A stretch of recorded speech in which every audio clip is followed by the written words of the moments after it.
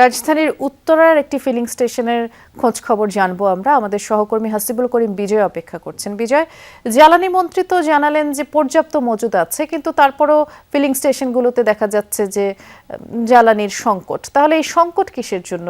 এ ব্যাপারে পাম্প মালিক কর্তৃপক্ষ কিছু বলছে কিনা? বৃষ্টি পাম্প মালিক কর্তৃপক্ষ যেটি আসলে বলছে যে তারা আসলে পর্যাপ্ত তেল পাচ্ছে না। আমি গত ঘন্টার খবরে যেটি দেখিয়েছি সেটি হচ্ছে যে খিলক্ষেতের একটি পাম্পে তেল নেই। তারা মাত্র ২৭,০০০ লিটার তেল পেয়েছে আজকে। তাদের চাহিদা তারা বলছিলেন যে ৫২,০০০ লিটার। তবে এখন আমি উত্তরার যে পাম্পটিতে রয়েছি এই পাম্পটিতে তেল দেওয়া হচ্ছে। সন্ধ্যা ৬টা থেকে আসলে তেল দেওয়া শুরু হয়েছে।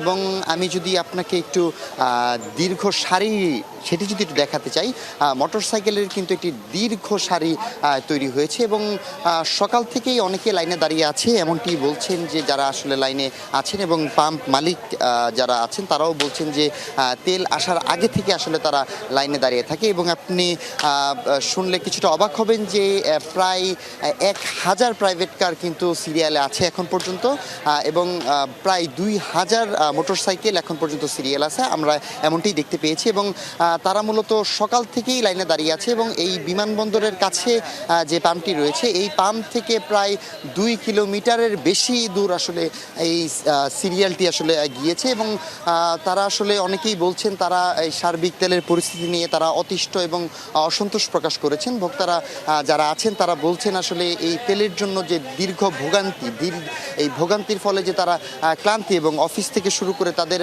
দৈনন্দিন জীবনে কিন্তু তাদের যে কার্যক্রম রয়েছে সেটি ব্যাহত হচ্ছে এবং ঘন্টার পর ঘন্টা কিন্তু তাদেরকে আসলে লাইনে দাঁড়িয়ে থাকতে হচ্ছে। তবুও তারা লাইনে দাঁড়ানোর পরেও অবশেষে যদি আসলে তারা তেল পান তাহলেই তারা সন্তুষ্ট, এমনটিও তারা বলছেন। এবং এই পাম্পে আসলে কিছুটা রেশনিং করা হচ্ছে, যেহেতু অনেক মোটরসাইকেল এবং অনেক প্রাইভেট কার আসলে লাইনে দাঁড়িয়ে আছে, এই কারণে মোটরসাইকেলে ৫০০ টাকা এবং গাড়িতে ১,০০০ বা ২,০০০ টাকার বেশি আসলে তেল দেওয়া হচ্ছে না। বৃষ্টি দেখছিলাম আমরা। ধন্যবাদ বিজয়।